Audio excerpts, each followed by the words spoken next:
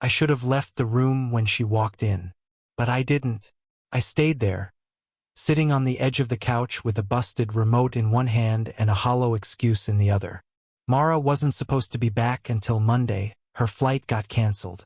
She stood in the doorway of the condo, suitcase half-zipped, her heels still on. Her eyes moved to the mess on the floor, then to me, then lingered a little longer than they should have. I don't think either of us knew what to say. She broke the silence first. "You couldn't wait until I got back?"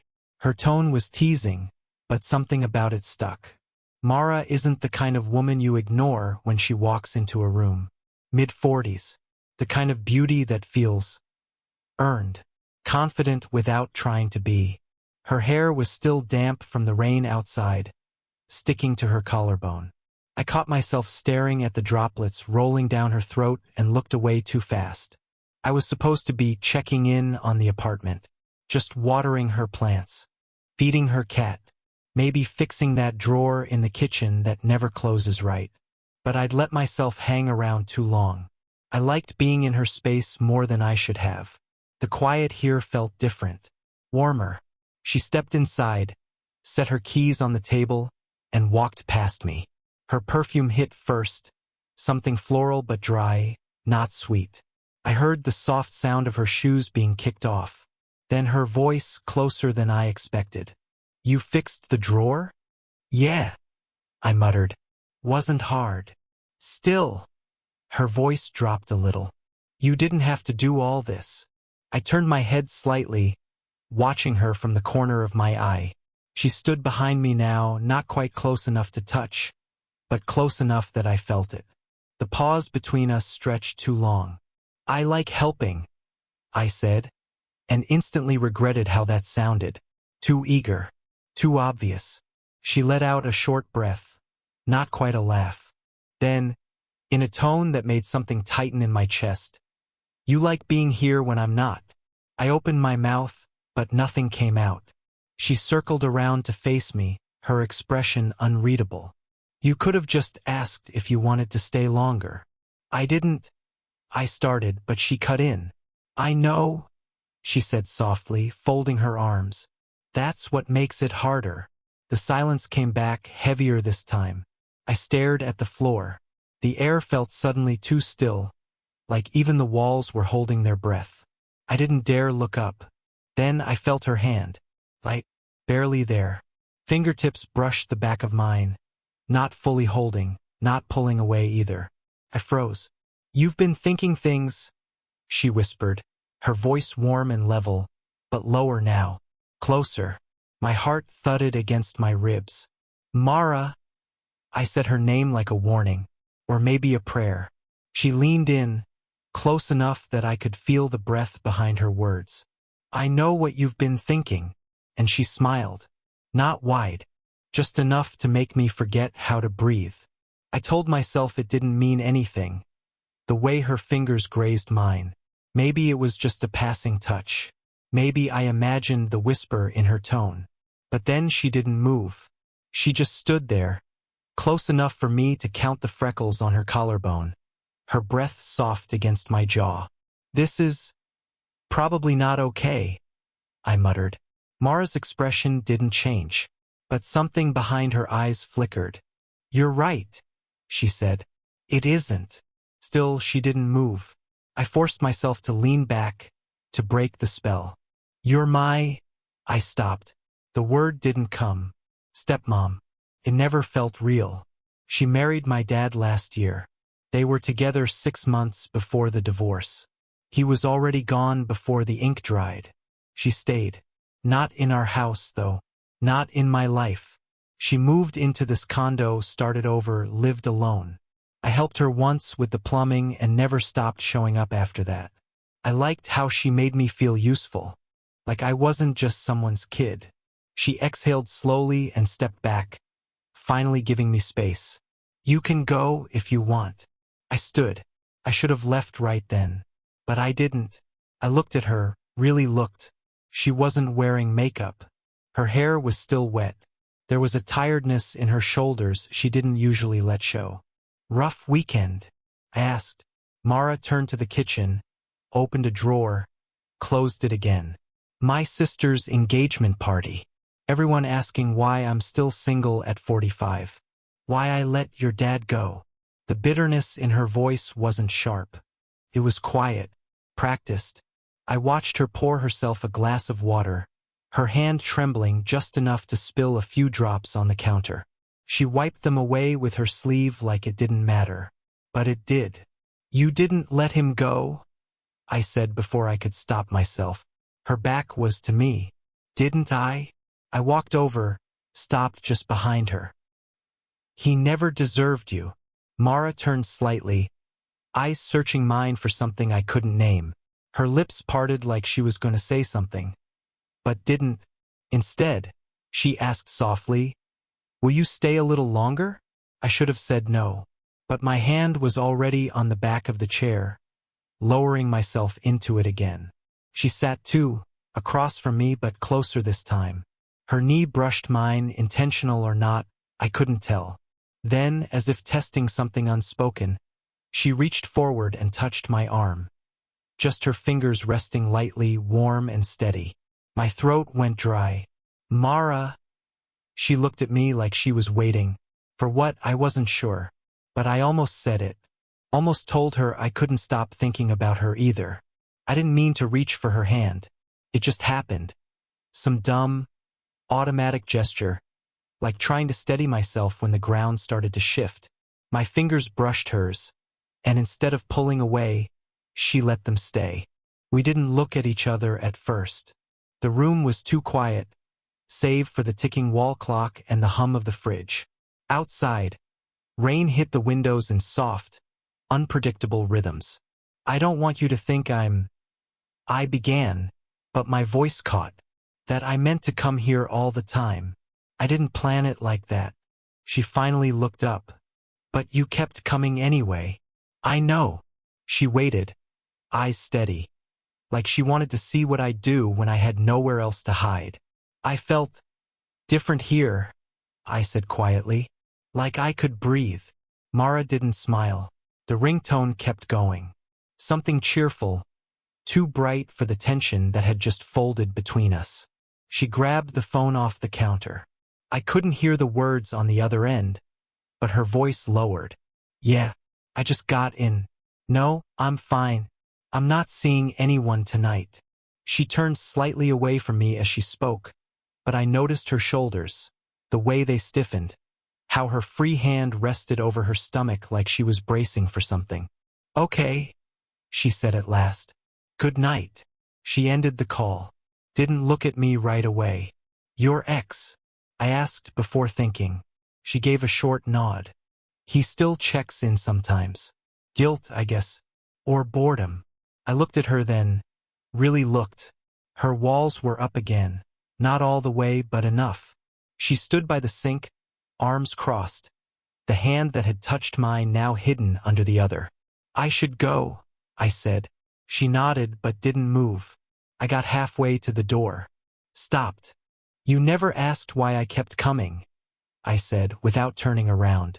I didn't have to, she said, her voice soft behind me. I already knew. I turned slowly. She was closer now than she had been seconds ago. I didn't hear her walk. Maybe she hadn't. Maybe it just felt that way. The space between us stretched and shimmered, full of words we weren't ready to say. And for a second, I thought she was going to kiss me. She didn't kiss me, but she didn't step away either. We just stood there in the middle of her quiet kitchen. The hum of the fridge, the low patter of rain, both too soft to mask the weight between us. I could feel her breath. Shallow, nervous maybe, or steady, too steady, like she was forcing herself not to move. I looked at her lips, then forced myself to look away. Mara, I said, just her name, but it came out heavy, like it meant too much. She blinked slowly, then looked down at her hands. This isn't fair, she murmured. You don't know what this is, you just feel safe here. That's not the same thing. I stepped forward. Don't tell me what I feel. Her eyes flicked up to mine, sharp, guarded. But something cracked there, too. I'm not a fantasy, she said, voice tight. I'm not some older woman who's going to rescue you from being 20 and lost. I don't want to be rescued, I said. I want you. She inhaled sharply, like the words stung. Or maybe they landed where she didn't want them to. You say that now, she whispered. But what happens when you wake up and realize it was just the idea of me? That I'm not who you thought? I moved closer, not touching her, not yet. Then I guess I'll have to keep finding out who you really are. Her hand gripped the edge of the counter, knuckles pale. She still wasn't moving, still wasn't pushing me away. I'm not supposed to feel this, she said suddenly. I'm not supposed to want you back. That did it. The air between us snapped. We stared at each other, no more games left in our eyes. You do? I asked, barely above a whisper. She didn't answer, but her silence said more than any yes could. I reached for her, slow, not bold, and this time, she didn't stop me. I brushed my fingers against her arm, just once. She closed her eyes. Then a beat passed. 2. Then, her voice, low, trembling. If we do this, there's no going back. I swallowed hard. My chest was too tight to breathe right. I'm not going anywhere. She opened her eyes again. That look, it wasn't soft. It was full of fear, want, defiance. We stood like that, unmoving. Every second stretched into something unbearable. And then she asked, quietly, directly, "Are you really sure this isn't just a phase?" The question hung between us like a match right before the spark. I didn't answer her right away. How could I? She was staring straight through me, like whatever came out of my mouth would rewrite something in her. Something old, something fragile. "Mara," I started. But before I could finish, she turned, walked to the cabinet and pulled out an old folder. Something faded and weather-worn. She didn't say anything, just handed it to me like it burned her fingers to hold it. "Look," she said, "before you say anything else." I opened it. Photos. Me at maybe 16. At some school event I barely remembered. And there she was, in the background, a few feet behind my dad. Smiling, polite, distant. "You knew him before?" I asked, my voice rough. She nodded, arms folded tightly across her chest. "We dated once. Years before he introduced us. Before you were even in high school. Then we ran into each other again later, and he pretended it was fate." I stared at her.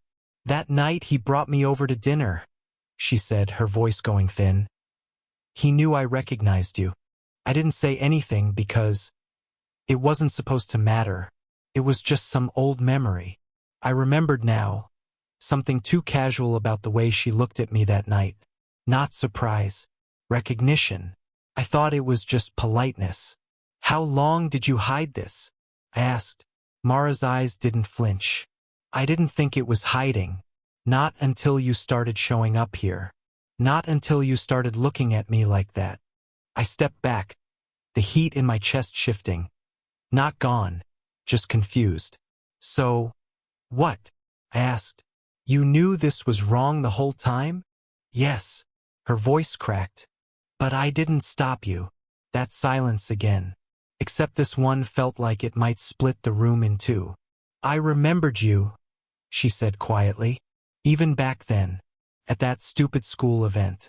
You came over to ask if I needed help carrying folding chairs. You were what, 15? 16. 16, I said. She nodded almost to herself. "You had no idea who I was. But you smiled at me like I mattered." I watched her now, blinking fast, as if she was trying not to cry. That moment stuck with me longer than it should have. Years, actually. She finally looked up. "So when you started showing up again, when you looked at me like that, maybe I let it happen. Maybe I wanted to believe it was something real." My chest felt like it was folding inward. The twist wasn't just that she knew me before. It was that she never forgot. I set the folder down. "Mara," I stepped forward. but she stopped me with a single quiet line. If I let this happen, what does that make me? And for once, I didn't have an answer. Her question sat between us like glass. If I let this happen, what does that make me? I didn't have the right words. Not yet. She stood there, arms folded, body still, but her eyes were begging for something. Not reassurance, not permission, just honesty. So I gave her what I had. It makes you human, I said, voice low. Same as me. She looked down. It makes me irresponsible. No. I stepped closer. It makes you scared. I am too. Mara met my gaze again. Her expression was cracked open.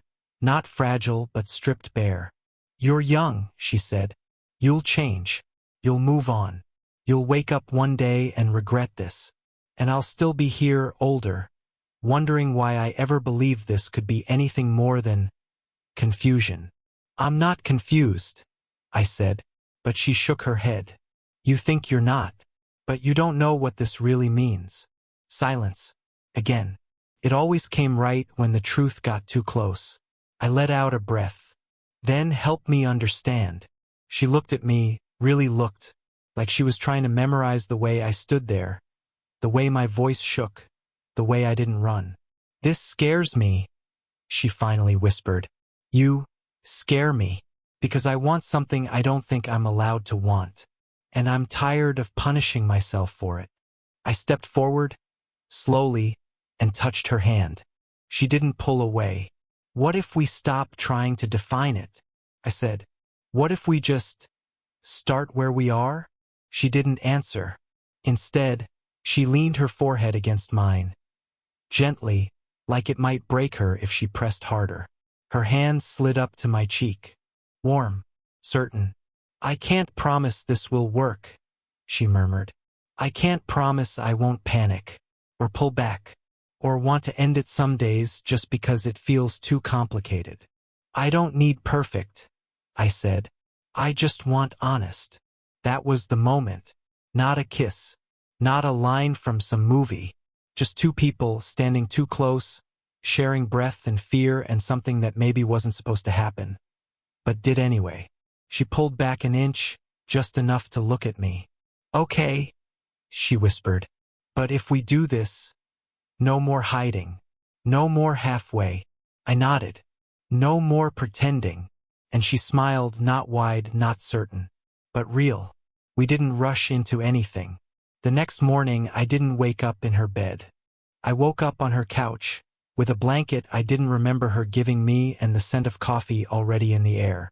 She sat at the table in a sweatshirt and socks, one leg curled under her, flipping through a magazine she wasn't really reading. We didn't talk much that day, but it didn't feel like silence, more like space. Space to breathe, to adjust, to figure out what this new version of us might mean. In the weeks that followed, we didn't label it. We didn't tell anyone.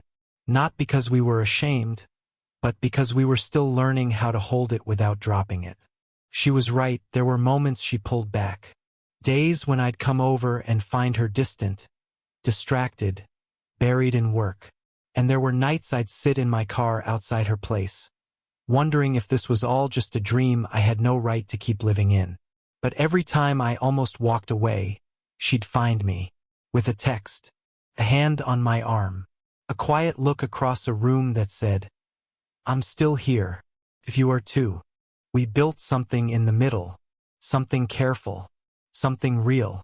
She started opening up about her fears, how being with someone younger made her feel exposed. How she didn't want to become someone's lesson, someone's rebellion, someone's temporary. And I told her the truth I hadn't admitted to myself before all of this began. I had never felt seen by someone the way she saw me. Not pitted, not managed, just seen. The guilt we carried didn't vanish, but it softened. It stopped controlling the narrative. And now we're just two people who met in the wrong order, who decided that maybe timing didn't have to be the enemy. I still fix things in her kitchen.